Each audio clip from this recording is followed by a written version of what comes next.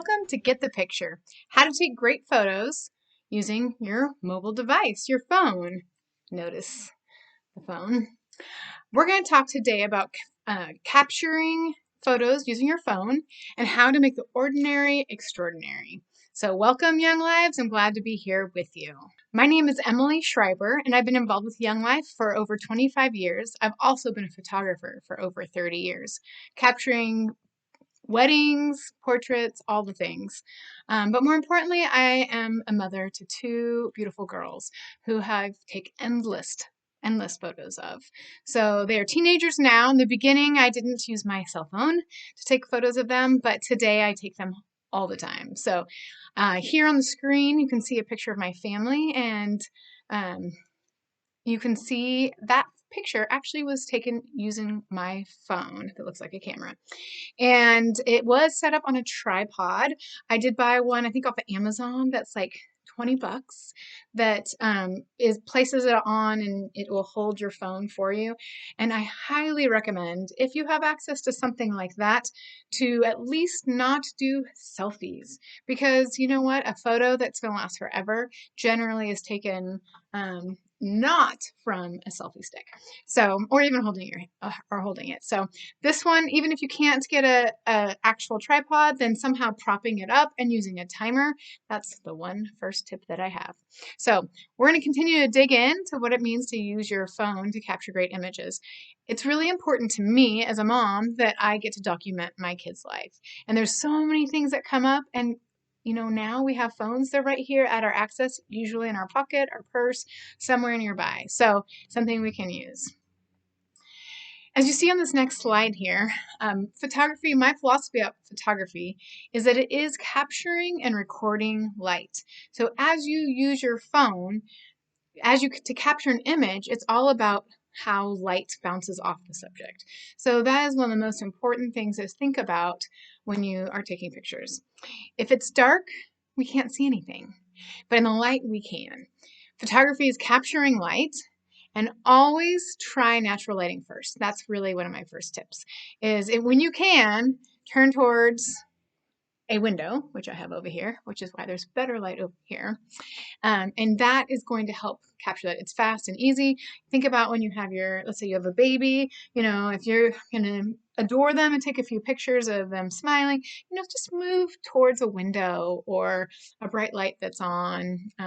The natural window's better, or go outside if it's nice weather. I live in San Diego, so it's nice weather all the time. So that would be one of the tips, is use natural light. Often we have a tendency, even on our cell phones, to use a flash.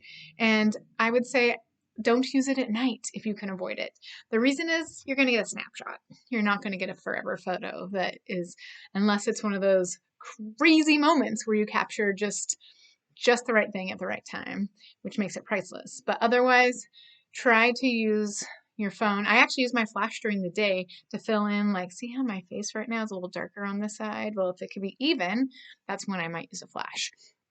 But I try and avoid flash in general, and definitely at night. Yeah, it makes a snapshot. Remember shadows. Again, like my face. Look at how uneven my face looks right now. If you have direct light on it, then you get a different feel, or it creates moodiness or whatever. So remember, shadows will make an impact on the image that you capture. The other thing is, if you don't have enough light, it'll make your image blurry, especially when your kid is a toddler and they're ready to just go and all you're doing is chasing. Yeah, blurry photo all the time. So those are a few things to remember as you're taking photos on your phone. The next thing is what I call the rule of thirds. We're talking about composition right now because as moms, we're too busy to actually spend a lot of time editing photos. Sometimes we really enjoy it and it can be fun to do, but when we don't have to, I love to not edit a photo.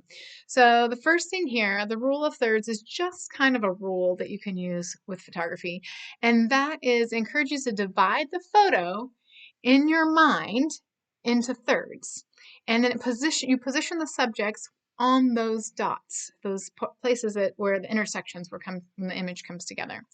So for your phone, Now, I have to say, I personally use a Samsung Galaxy. They have the best phone or the camera on their phone. So whenever you can use it, if you have a choice, it's better. But iPhones are great too.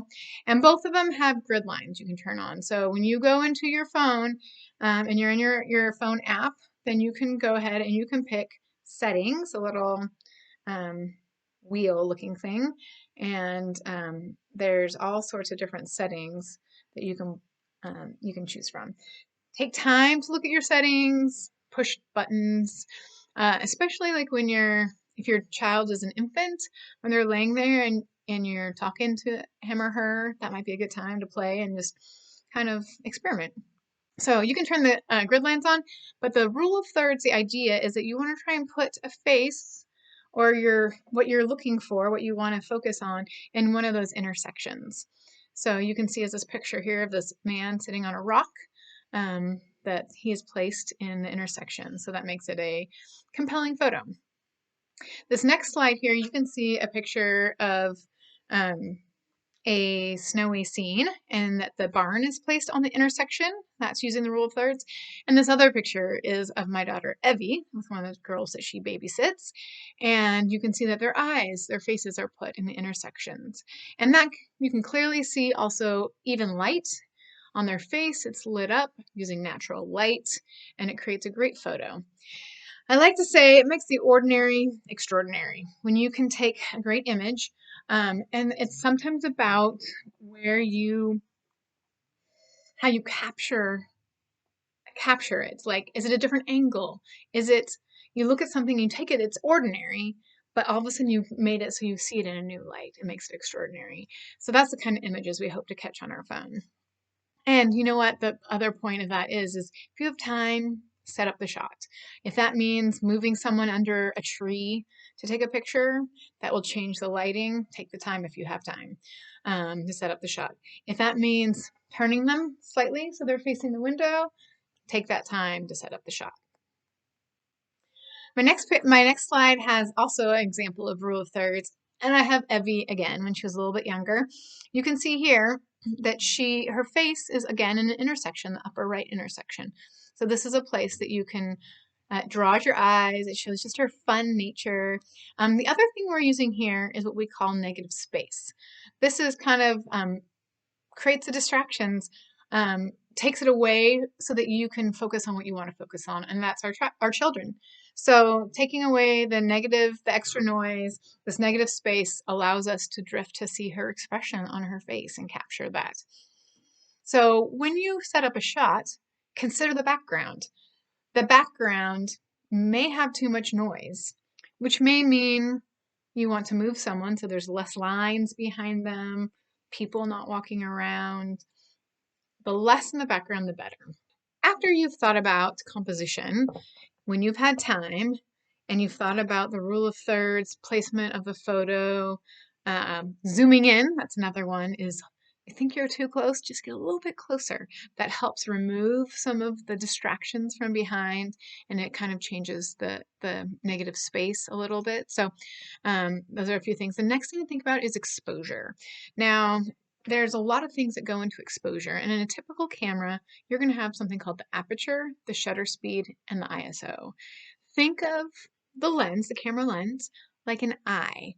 So the aperture is the pupil, the black thing in the middle of your eye that opens and closes to let in the right amount of light so that you can clearly see based on the light conditions. So on our phones, you have an aperture that is changing potentially, depending on which phone you have, according to the light. On a manual camera, you could actually turn those, but in this case, we don't have to worry about it. If you have a pro version on your camera, which all Samsung Galaxies have a pro button that on the bottom it has different things and you can go and it says more, and when you get there there's a pro, and that there you can change your aperture settings, your shutter speed settings, your ISO. There's a number of things you can change, so I highly recommend you go there. On an iPhone, I'm not quite sure, but I'm sure you can do something like that. But aperture is the pupil in the middle of your eye and it's opening and closing to let in more light or less light. And the shutter speed is like your eyelid and it's opening and closing, sometimes fast and sometimes slow, again, to regulate the amount of light that comes in. The other thing that does is it changes what I call the depth of field, or what we call the depth of field. So the larger it's open, the more blurry it is in the background. And you notice that when you blur the background, it takes away the noise.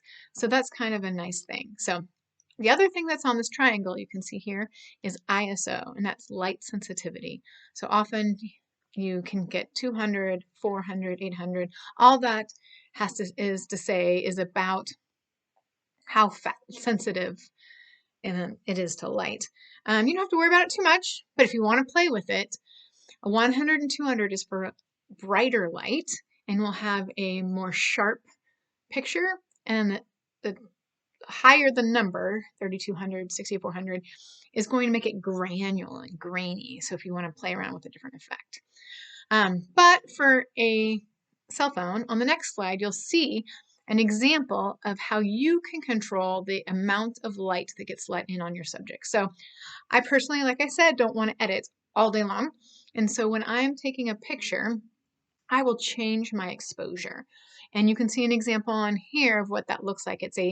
You would tap, and always when you're on your phone, you tap on the face. Say you're taking a picture of baby Evie. I'm taking a picture of her. I'll click on her face. It'll come into focus, but then also this little sunshine will come up, and I can move it so that it's the right exposure. There's not too much or just enough light on her face. So that's how you change it. I actually use that almost all the time. On this next slide, you can see that here's Evie again. I take a lot of pictures of Evie. And these two pictures are actually overexposed. Like, I really opened it a lot because, well, the light was behind her, so I couldn't see her face well enough. And so I then opened it up, so I made the sunshine go brighter so that it didn't matter the background, just that she was having fun as a ballerina. In both of these cases, I could capture that picture. So that's one way you might overexpose it, and it might be kind of fun. It captures some of the fun. The next slide shows playing with your focus. Now, I mentioned aperture and depth of field. So this is what you're looking at on these two pictures. One of them, there's a boy, and he's holding a pine cone. Well, I have focused on the pine cone, and he's a blur in the background. And the pine cone is in one of those intersections of the rules of thirds. So it kind of tells a story. And that's the other thing, the other point I like to make about photography, is that you're telling the story. And most likely you're documenting the story of the life of you and your child. So this is a way for you to tell it dramatically and beautifully. Capture those special moments, and this is the curiousness of a pine cone, which seems ordinary, but to him, it was extraordinary. And then the other boy who has it, you see his eyes are in focus, but the pine cones are out of focus. And that's depth of field. The aperture is open wide. Now, on a phone, as you can see here, on the Samsung or an Android, there's something called live focus. And you can click on live focus and click on the subject you want in focus, and it will help blur out the background. And there's actually, like the sun, there's also a little thing that comes up that you can change the focus either before or after, actually, so that it makes it more fuzzy or less fuzzy. So I highly recommend in portraits using live focus. On iPhone, it is called portrait mode. So you can go to portrait mode in order to also do some focusing and using depth of field. The next slide, I want to talk about story. I mentioned this before, but you're documenting the story of your kid's life or your life. And so these two photos I'm sharing here aren't like super masterful, beautiful, but they use some of the things that I've described, and they also tell a story that's more compelling than the actual artwork itself. So the first picture, of course, is the one you're looking at with both my kids looking like they're going to throw up. Well, they did in the car, and it just tells the story that they get car sick. The second one is Evie again, and she's in the intersection. Her face is in the intersection of the rule of thirds. And then her hand is also kind of there, framing her face and is out of focus. So it kind of helps tell the story. It draws your eyes to her face, and it's kind of fun to draw you in. The next slides that I'm going to share is a little bit about perspective. Like I said before, you make the ordinary extraordinary. By doing that, sometimes you have to move to get at the best shot. Here you can see, first of all, a rose. Beautiful rose. Looks nice all on its own. But in this picture, it has distractions of, bark and other leaves and bricks and all different color leaves, all the things. But the second photo, as you see, then there's a little bit, you can see that I moved and looked down at the rose. You can see the story of the inside of the rose and the detail. And then you also see the round around it is a little blurred out, and that's just more texture and repetition underneath. It doesn't distract as much. It tells a story. Now, here's the thing that I love about photography is you can break rules. I broke a rule here. It's not the rule of thirds, it's centered. But sometimes that makes the story more compelling. Generally, play by the rules, but occasionally you've got to break them. The other set of pictures here is of my kids, Allie and Evie. Evie, the taller one's actually younger. Allie, the shorter one's older. And here we are on a walk, the beginning of COVID, and it's a beautiful sky, but I can't see their face. So that was a snapshot. It tells a little bit of a story. But the other photo next to it, I got closer. I moved around. It's actually the same blue sky day, but it overexposed the back so that it looks like it's got, just a white, background, but it's blue sky. But it's still, you can see their face. I can see a little bit more about them and draws my eyes to them, which for me is very important that I could see them. On the next slide, we have Allie. And here, Allie, the second picture of the slide actually is the first snapshot that I took. It's a pretty sunset, but I really want a picture of her. So we're at the beach, but the second photo, you can see that I moved around and I see her face, and you can see her eyes, you can see her dimples. There's lines that are pointing towards her, so it draws you in. And all I did, and this is all on my phone, all I did was just move her a little bit. I came in closer, and so I could see her face, and now she looks lovely. Whereas the other picture is a nice shot of the sun, and the fact that she's in the picture, but it's not really a picture of her. Next, I want to talk about framing. You saw a picture a little bit earlier of Evie with her hand reached out that kind of framed her face, but framing is a tool that you can use to use the foreground objects or elements in your images, and they can add an emphasis and depth. So you can look for things that help tell the story. Here, there's a picture, you can see something blurred out a little bit. I often like to shoot right behind like a twig or a spring blossom on a tree. Or you can also, like in the picture below it, use doors to frame someone, but it just gives symmetry, it draws you in, and it makes the photo attractive. The next slide, I use my kids again, and here we use doors. Now they're not perfectly centered on the picture on the right, but the look they're giving each other is just so compelling. I loved it. The one of Allie in the middle, she's perfectly centered on the door, and it just kind of draws you in, and the door looks kind of cool. I like doors. But you have to look at the next slide, because in this one, this was Evie's attempt to do a family portrait for us of me and my husband. And, well, it's not a good photo, but it's fun. She shot through her fingers, which framed us, and it tells the story of Evie trying to take a photograph. How to throw that in. This next photo here is a little bit of framing using a mother's face. The eyes are the things that are compelling on this baby here, and the joy in there. There's some great symmetry. This is a shot that can be hard to get because of the spontaneity of a baby, right? And then shooting up in where the light's in the back, and that's why exposure and just being ready. I keep turning this upside down, sorry. But this one, the symmetry is broken in half, and it draws you straight to the baby's face. and it's more powerful than text. But here, the biggest thing is step in, don't zoom in.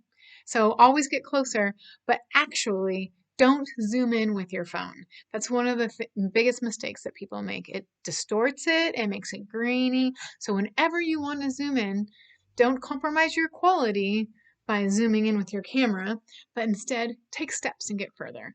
The only way so zooming in is the best option.